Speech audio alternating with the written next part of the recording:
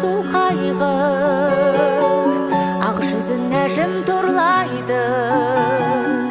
Жүрексіз адам болса да баласыз ана болмайды, анасыз бала болмайды. Жалғызым жаным жан апам, мақтадан мамық алақан.